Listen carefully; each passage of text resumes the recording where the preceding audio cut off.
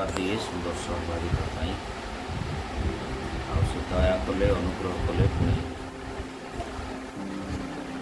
आज दिन में उपस्थित बसिया साहाय्य कले से मत सदा प्रभु को धन्यवाद दिए। आसु मो सहित खोलतु किसी विषय देखा फिलिपिय पुस्तक फिलिपिय मंडली निकट को पाउलंकर पत्र तार 2 पर्व 7 पदरु 11 पद जाए आम पाठ करवा। एपरी लिखा जाए किंतु मनुष्य सदृश होई दास रूप धारण करी आपना को शून्य कले पुणी मनुष्य भाव में देखा जाए मृत्यु पर्यंत हाँ कृष्य मृत्यु पर्यंत आज्ञावह होई आपना को अवनत कले। एही कारणरू ईश्वर ताहांकु अतिशय उन्नत करियछंती पुणी समस्त नाम अपेक्षा सर्वोत्कृष्ट नाम ताहांकु प्रदान करियछंती जेपरि स्वर्ग मर्त्य और पाताल रे थिया प्रत्येक जानू यीशुଙ୍କ नाम रे नत हेबो। पुणी पिता ईश्वर को गौरव निमंते प्रत्येक जिह्वा यीशु ख्रीष्ट प्रभु बोली स्वीकार करिवो।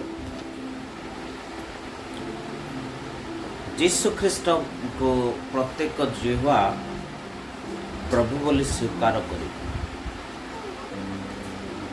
विशेषकर आज 2टा विषय मु आपण गणना रखी।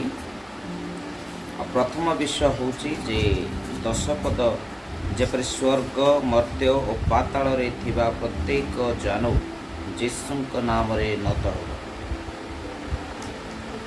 स्वर्ग कहले लोक माने अनेक लोक माने आकाश को बुझंती किंतु आकाश प्रकृत में स्वर्ग बुझंतु ध्यान देकी स्वर्ग आकाश नुह।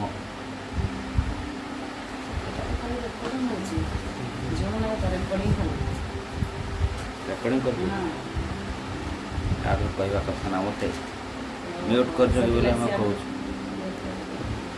ओके माने फिलिपिय पुस्तक फिलिपिय मंडली निकट को पाउलंकर पत्र 2 पर्व तार 7 रु 11 पद जाए देखुछु। आउ ए 7 रु 11 पद भितर अति गुरुत्वपूर्ण विषय होची 10 आउ 11 पद। 10 पद होची जेपरि स्वर्ग मर्त्य और पाताल रे थिबा प्रत्येक जानू ताहांक नाम रे नत हबो। पुणी पिता ईश्वरंकर गौरव निमंते प्रत्येक जिह्वा यीशु ख्रीष्ट प्रभु बोली स्वीकार कर। ये 2 गोटी विषय आम देखा। प्रिय मंडली जिते आम प्रभुंकर संगरे रहू प्रभुंकर सहित रहू स्वर्ग प्रकृत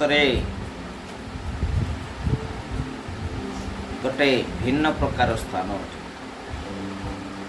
मर्त्य आम जो जगार बास करुछु पाताल है गोटे गर्त। ये स्वर्ग मर्त्य आ पाताल रे थिबा प्रत्येक जानू अर्थात प्रत्येक आंठू यीशुଙ୍କ नाम रे नत हो अर्थात यीशुଙ୍କ नाम रे आंठू भांगिब। काईके आंठू भांगिब? आंठू भांगिब एइथिपाई जे से प्रभु बोली। आंठू भांगिब एइथिपाई से ईश्वर बोली। आंठू भांगिब एइथिपाई से ईश्वरंकर पुत्र बोली।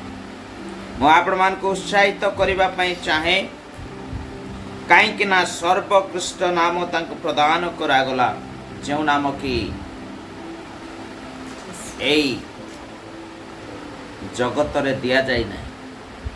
स्वर्ग आ पृथ्वीर मध्यरे गोटे नाम रहिला और सेई नाम होछि यीशुंकर नाम। आउ सेई नाम को जानिबा सहज विषय। अनेक लोक माने अनेक प्रकार विषय वस्तु को नहीं आम जाऊँ मोर प्रिय लोक मान किंतु कहीं से जानू नत हब कहीं से आंठो भांगे समस्ते ताको प्रभु बोली कहीं स्वीकार करेंगे। आज प्रकृत विषय प्रकृत रहस्य आम देखा जे यीशुଙ୍କ नाम रे समस्त जानू कहीं नत हुए बा आपण यह भी कही पारिबे ଯୀଶୁଙ୍କୁ ସମସ୍ତ ସ୍ୱର୍ଗ ମର୍ତ୍ତ୍ୟ ଓ ପାତାଳ କାହିଁକି ପ୍ରଭୁ ବୋଲି ସ୍ୱୀକାର କଲେ? କାରଣ ତାଙ୍କ ପାଖରେ ଗୋଟେ ଅଧିକାର ଥିଲା। କେଉଁ ଅଧିକାର? ପିତାଙ୍କର ଅଧିକାର। ପିତା କିଏ? ନା ଈଶ୍ୱରଙ୍କର ଅଧିକାର। ତେଣୁ ଲେଖାଯାଉଛି 7 ପଦରେ କ'ଣ? କିନ୍ତୁ ମନୁଷ୍ୟ ସଦୃଶ ହୋଇ ଦାସ ରୂପ ଧାରଣ କଲି ଆପଣାକୁ ଶୂନ୍ୟ କଲେ। ସେ ମନୁଷ୍ୟ 100ରୁ 100 ଭାଗ ଈଶ୍ୱର, 100ରୁ 100 ଭାଗ ମନୁଷ୍ୟ ଥିଲେ। ମନୁଷ୍ୟ ରୂପକୁ ଧାରଣ କଲେ। କେତେ ପର୍ଯ୍ୟନ୍ତ ଧାରଣ କଲେ? 8 ପଦ ଲେଖା ଅଛି, ପୁଣି ମନୁଷ୍ୟ ଭାବରେ ଦେଖାଯାଏ ମୃତ୍ୟୁ ପର୍ଯ୍ୟନ୍ତ, ହଁ କୃଷ୍ୟ ମୃତ୍ୟୁ ପର୍ଯ୍ୟନ୍ତ ଆଜ୍ଞାବହ ହୋଇ ଆପଣାକୁ ଅବନତ କଲେ। କୃଷ୍ୟ ପର୍ଯ୍ୟନ୍ତ, କୃଷରେ ଚଢ଼ିବା ପର୍ଯ୍ୟନ୍ତ ସେ ତ୍ରାଣକର୍ତ୍ତା ପ୍ରଭୁ ଯୀଶୁ ଖ୍ରୀଷ୍ଟ ମନୁଷ୍ୟ ରୂପକୁ ଧାରଣ କଲେ। ମୋ ପ୍ରିୟ ପରିବାର, ଆପଣ ଧ୍ୟାନ ଦିଅନ୍ତୁ ଗୋଟିଏ ବିଷୟ, ଯେ ଏମିତି କିଏ ଈଶ୍ୱର ଅଛି ଯେ କି ଆପଣଙ୍କର ପାପକୁ ବୋହିକି ନେବ? ଏମିତି କିଏ ଈଶ୍ୱର ଅଛି କି ଆପଣଙ୍କର ଅପରାଧକୁ, ଆପଣଙ୍କର ଅନ୍ୟାୟକୁ, ଆପଣଙ୍କର ଅଧର୍ମକୁ ବୋହିକିରି ନେବ? କେହି ନାହିଁ। ତେଣୁ ଯେତେବେଳେ ଆପଣ ଲୋକଲିଖିତ ସୁସମାଚାର ତାର 15 ପର୍ବ 1 ପଦ ପଢ଼ିବେ ନା, ଆଉ ସେଠି ଦେଖିବେ ଯେ ପାପୀ ମାନେ ତାଙ୍କ ନିକଟକୁ ଆସୁଥିଲେ। ଲେଖା ଅଛି କ'ଣ ବୋଲି? ଆଉ କରଗ୍ରାହୀ ଓ ପାପୀ ଲୋକ ସମସ୍ତେ ତାହାଙ୍କ ବାକ୍ୟ ଶ୍ରବଣ କରିବା ନିମନ୍ତେ ତାହାଙ୍କ ନିକଟକୁ ଆସୁଥିଲେ। ଆଜ୍ଞା, ପାପୀ ମାନେ ଧାର୍ମିକ କି? ନାହିଁ, ପାପୀ ମାନେ ଧାର୍ମିକ ନୁହନ୍ତି। କରଗ୍ରାହୀ ମାନେ ଋଣରେ ଭାରଗ୍ରସ୍ତ ହେଇ ଚାଲୁଥିବା ଲୋକମାନେ ଧାର୍ମିକ ନୁହନ୍ତି। କିନ୍ତୁ ତାଙ୍କର ନିକଟକୁ, ଯୀଶୁଙ୍କ ନିକଟକୁ ସେମାନେ ଆସୁଥିଲେ। କାହିଁକି? ଉଦ୍ଧାର ପାଇବା ପାଇଁ, କାହିଁକି? ରକ୍ଷା ପାଇବା ପାଇଁ, କାହିଁକି? ପାପରୁ ମୁକ୍ତ ହେବା ପାଇଁ ଯୀଶୁଙ୍କୁ ଆବଶ୍ୟକ ଅଟେ। ତେଣୁ ଯୀଶୁଙ୍କୁ ପ୍ରଭୁ ବୋଲି ସମସ୍ତେ ସ୍ୱୀକାର କଲେ। ହାଲେଲୁୟା। ଭୂତ ବି ସ୍ୱୀକାର କରେ, ମନୁଷ୍ୟ ବି ସ୍ୱୀକାର କରେ। ସେଥିପାଇଁ ସ୍ୱର୍ଗ, ମର୍ତ୍ତ୍ୟ, ପାତାଳ ସମସ୍ତେ ଏ 3 ପୁର ଯାଏଁ ଯୀଶୁଙ୍କୁ ପ୍ରଭୁ ବୋଲି ସ୍ୱୀକାର କରନ୍ତି।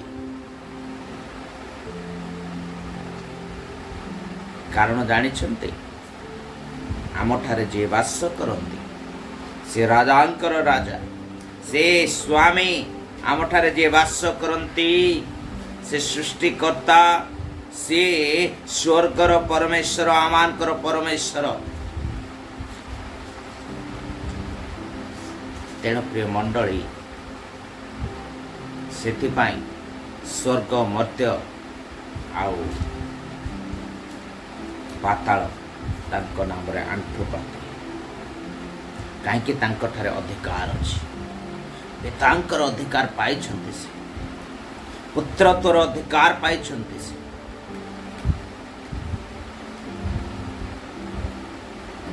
ଆଜି ଜଗତରେ କିଏ ନାହାନ୍ତି ଆମମାନଙ୍କର ବିଶ୍ୱକୁ ବହିକି ଯିବା ପାଇଁ? ଲୋକ ସମସ୍ତ ବୋଝ ବୋହି ପାରନ୍ତି, ଲୋକ ସମସ୍ତ ବୋଝ ବୋହି ପାରନ୍ତି, ଲୋକ ସମସ୍ତ ବୋଝ ବୋହି ପାରନ୍ତି। ପ୍ରତ୍ୟେକ ବୋଝ 1 କ୍ୱିଣ୍ଟାଲ ଦେଲେ ବୋହିଦେବେ, 1.5 କ୍ୱିଣ୍ଟାଲ ଦେଲେ ମଧ୍ୟ ବୋହିଦେବେ, କିନ୍ତୁ ପାପକୁ ବୋହି ପାରିବେ ନାହିଁ। Only one God, His name is Jesus Christ. केवल एक ही खुदा है, वो यीशु मसीह। वही आपको छुटकारा दे सकता है, वही आपकी जीवन को बदल सकता है, वही आपकी परिवार को बदल सकता है। इसीलिए उसका नाम है यीशु। वो मेरा भी प्रभु है और आपकी भी प्रभु है। सारे दुनिया का, ये पृथ्वी का प्रभु वही है, खुदा। आप पाखरे धन थाई पारे, आप पाखरे संपत्ति थाई पारे, आपकी जीवन में कहीं कुछ ना होना क्यों? आपके जीवन में पैसा है, बिल्डिंग है, बंगला है, गाड़ी है, सब कुछ है। अगर खुदा नहीं है तो आप ये दुनिया में नहीं। जो यीशु में नहीं है उनके पास जीवन नहीं है। ସେଥିପାଇଁ ମୁଁ ଆପଣମାନଙ୍କୁ ଉତ୍ସାହିତ କରିବା ପାଇଁ ଚାହେଁ ଆଉ ଥରେ ସେ ମନୁଷ୍ୟ ରୂପ ଧାରଣ କଲେ ଯେତେ ପର୍ଯ୍ୟନ୍ତ କ୍ରୁଶରେ ସେ ଚଢ଼ି ନଥିଲେ, କ୍ରୁଶରେ ସେ ମୃତ୍ୟୁ ହେଲେ। ଆଉ ଲେଖା ଅଛି ଏଠି କ'ଣ? କ୍ରୁଶ ମୃତ୍ୟୁ ପର୍ଯ୍ୟନ୍ତ ଆଜ୍ଞା ହେବ। ପିତାଙ୍କର ପ୍ରତ୍ୟେକ କଥାକୁ ବୁଝିଲେ। ଯୀଶୁ କହିଲେ ନାହିଁ ମୁଁ ଏଟା କରିବି ସେଟା କରିବି ନାହିଁ। ଯୀଶୁ ଗୋଟିଏ କଥା କହିଲେ, ମୋର ପିତାଙ୍କର ଇଚ୍ଛା ସାଧନ କରିବା ପାଇଁ ଆସିଛି। ମୁଁ ଜଗତର ବିଚାର କରିବା ପାଇଁ ଆସିନି। ମୁଁ ଜଗତରେ ଅନ୍ୟାୟ କରିବା ପାଇଁ ଆସିନି। ଜାତି ବିରୋଧରେ ଜାତି ଉଠେଇବା ପାଇଁ ଆସିନି। କେବଳ ମୋର ପିତାଙ୍କର ଇଚ୍ଛାକୁ ମୁଁ ସାଧନ କରିବା ନିମନ୍ତେ ଆସିଅଛି। ମୋ ପ୍ରିୟ ପରିବାର, ଆଜି ସେହି ପ୍ରଭୁଙ୍କୁ ଆପଣ ପାଇଛନ୍ତି ଯେଉଁ ପ୍ରଭୁ କି ମଶାଙ୍କ ସହିତ ଥିଲେ। ଆପଣ ସେହି ପ୍ରଭୁଙ୍କୁ ପାଇଛନ୍ତି ଯେଉଁ ପ୍ରଭୁ କି ସଦ୍ରକ୍ ମୈଶକ୍ ଅବେଦନଗୋଙ୍କ ସହିତ ଥିଲେ। ଆପଣ ସେହି ପ୍ରଭୁଙ୍କୁ ପାଇଛନ୍ତି ଯେଉଁ ପ୍ରଭୁ ଏଲିୟଙ୍କ ସହିତ ଥିଲେ। ଆପଣ ସେହି ପ୍ରଭୁଙ୍କୁ ପାଇଛନ୍ତି ଯେଉଁ ପ୍ରଭୁ ଅବ୍ରାହମଙ୍କ ସହିତ ଥିଲେ। ଆପଣ ସେହି ପ୍ରଭୁଙ୍କୁ ପାଇଛନ୍ତି ଯେଉଁ ପ୍ରଭୁ କାହା ସହିତ ଥିଲେ? ଇସାକଙ୍କ ସହିତ ଥିଲେ। ଆପଣ ସେହି ପ୍ରଭୁଙ୍କୁ ପାଇଛନ୍ତି ଯେଉଁ ପ୍ରଭୁ ଯାକୋବଙ୍କ ସହିତ ଥିଲେ। ସେ ଥିଲେ ନୁହଁ, ବର୍ତ୍ତମାନ ଆପଣଙ୍କର ମୋର ମଧ୍ୟରେ ଅଛନ୍ତି। ରୋହିତ ପୁନଃ। ସେଥିପାଇଁ ପ୍ରିୟ ମଣ୍ଡଳୀ, ମୁଁ ଉତ୍ସାହିତ କରିବା ପାଇଁ ଚାହେଁ। ଏହି ପ୍ରକାର ଗୋଟେ ଦିନ ସମୟ ଆସୁଛି, ଆଉ ସେଇ ଦିନ ସମସ୍ତ ଜିହ୍ୱା ସ୍ୱୀକାର କରିବ କି ଯୀଶୁ ଈଶ୍ୱର, ଯୀଶୁ ଖ୍ରୀଷ୍ଟ ଈଶ୍ୱର, ଯୀଶୁ ଖ୍ରୀଷ୍ଟ ପ୍ରଭୁ, ଯୀଶୁ ଖ୍ରୀଷ୍ଟ ସ୍ୱାମୀ ବୋଲି। ସେଦିନ ସେ ସ୍ୱୀକାର। Hallelujah, hallelujah. ତେଣୁ ମୋର ପରିବାର, ମୁଁ ପ୍ରଭୁଙ୍କର ଗୋଟେ କ୍ଷୁଦ୍ର ଦାସ। ପ୍ରଭୁ ମହିମା ପାଆନ୍ତି। ଯେଉଁ ସ୍ୱାମୀକୁ ଗୋଟେ ସ୍ୱାମୀ ଯତ୍ନ ନିଏ ପରିବାରର, ଠିକ୍ ସେହି ପ୍ରକାର ସଦାପ୍ରଭୁ ଯତ୍ନ ନିଅନ୍ତି ଆପଣଙ୍କ ଜୀବନର। ଗୋଟେ ସ୍ୱାମୀ ମୁଁ କହିବା ପାଇଁ ଚାହେଁ, ସେ ସେତେବେଳେ କହିଲେ ସ୍ୱାମୀ ଯେତେବେଳେ ହୋସେୟ 2 ପର୍ବ ତାର 16 ପଦକୁ ପଢ଼ିବେ, ଆଉ ସେଠି ଲେଖା ହେଲା, ଆଉ ସଦାପ୍ରଭୁ କହନ୍ତି ସେଦିନ ତୁମ୍ଭେ ଆମ୍ଭକୁ ଈଶ କହିଲେ, ଏଠି ଲେଖା ଅଛି ଆମ୍ଭର ସ୍ୱାମୀ ବୋଲି କହିବ। ଈଶ କ'ଣ କହିବ? ଈଶ କହିଲେ ଆମର ଇସି କହିଲେ ଆମର ସ୍ୱାମୀ ବୋଲି ଡାକିବ। ଓ ବାଲି କହିଲେ କର୍ତ୍ତା ବୋଲି ଆଉ ଡାକିବ ନାହିଁ। କର୍ତ୍ତା ନୁହେଁ, ସେ ଆମର କର୍ତ୍ତା ନୁହେଁ, ସେ ଆମର ସ୍ୱାମୀ ଅଟନ୍ତି। ସେଇଦିନ ଯେଉଁଦିନ ଆପଣ ଯୀଶୁଙ୍କୁ ତ୍ରାଣକର୍ତ୍ତା ଭାବରେ ଗ୍ରହଣ କରିଲେ, ଯେଉଁଦିନ ଆପଣ ଯୀଶୁଙ୍କୁ ସ୍ୱୀକାର କଲେ, ଯୀଶୁଙ୍କ ଠାରେ ଆଣ୍ଠୁ ଭାଙ୍ଗିଲେ, ଆଉ ସେଇଦିନ ଆପଣ ତାଙ୍କୁ ସ୍ୱାମୀ ବୋଲି ଡାକିବାର ଗୋଟେ ଅଧିକାର ପାଇଗଲେ। What great! ସ୍ୱାମୀ ମୋର ଈଶି। ହାଲେଲୁୟା। ତେଣୁ ଯୀଶୁଙ୍କୁ ସମସ୍ତ ସ୍ୱର୍ଗ ଆଉ ମର୍ତ୍ତ୍ୟ ଆଉ ପାତାଳର ଅଧିକାର ଦିଆଯାଇଛି। ସେ ଅଧିକାର ପାଇଛନ୍ତି। कौन कैसे चलेगा? जो प्रकार भाव मनुष्य गति कर गमनागमन कर अधिकार दि जाए, से अधिकार मनुष्य विच्छिन्न हो पाए। सबु मुख सबु जीवा प्रभु जीशु स्वीकार कर। हालेलुया। प्रभु बोले स्वीकार कर, ईश्वर बोले स्वीकार कर, स्वामी बोले स्वीकार कर। कहीं जानी पापर वेतन मृत्यु अटे। जगत मध्य जिते गुड़े पाप थिला, सबु पाप को से बोहिकी क्रूसरे समाप्त कर। से जो प्रतिज्ञा करथिले कि मु 3 दिन रे घर तली पारिबी, मंदिर तली पारिबी, से कर मारा गया, गाड़ा गया और यीशु उठा भी गया। जाके पृथ्वी रे किए करि पारि नाहंती, कहा ठारे नहीं कौनसी व्यक्ति कहा को जदि देखिबे आपण से कौन ना जुग परिवर्तन। यीशु काल था, आज है और काल रहेगा। हालेलुया। यीशु ख्रीष्ट आज अछंती, काली थिले, आउ से रहिबे। तेणु तांको अधिकार देवार कारण अछि। कहीं अधिकार दिया गला से प्रस्तुत मु आपको देखा पाप एते प्रबल मात्रा रे थिला जगत मध्य जे जेतेबेले आपण जाउछंती एवरी 9 पर्व तार 22 पद आउ एठी एही प्रकार लिखा जाए पुणी व्यवस्था अनुसार प्राय समस्त विषय रक्त द्वारा सूचीकृत हुए और रक्तपात बिना पाप मोचन हुए ना। पाप मोचन कहले पाप क्षमा, पाप क्षमा पाइबा पाई जनक रक्तटे दरकार। से जीशु कौन कहले देखंतु 10 पर्व एवरी 10 पर्व 3 पद रु 5 पद जाए मु पढ़ुछि। किंतु सही सब बलि रे वर्ष को वर्ष पाप स्मरण करा जाए, कारण वृष छागर रक्त जे पाप हरण करिबो यह असंभव। सेतिपाई ख्रीष्ट जगत को आगमन करी कहंती, बलिदान और नैवेद्य न लोड़ी मो निमंते एक शरीर प्रस्तुत कल। हालेलुया। गोटे शरीर प्रस्तुत कर, बलिदान की नैवेद्य लोड़ा नहीं, गोटे शरीरटे मो निमंते प्रस्तुत कर। कारण जो पाप जगत रे अछि तार क्षमा पाइबा पाई वृषर रक्त नाही, मेंढार रक्त नाही, छेलीर रक्त नाही, केवल मनुष्य रक्त दरकार।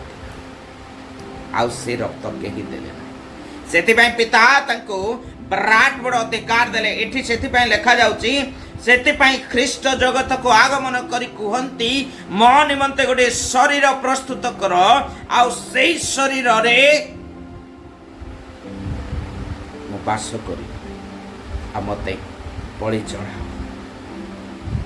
सेतिपाई क्रूसीय पर्यंत से काहा को पदे हेले कहिले नाही, बाबरे मत काहे के बाड़ौछु, बाबरे मत काहे के गाली करूछु, बाबरे काहे के घृणा करूछु, काहे के कंटा पिंदैलो, काहे के चाबू पाड़ैलो, किछि कहिले नाही।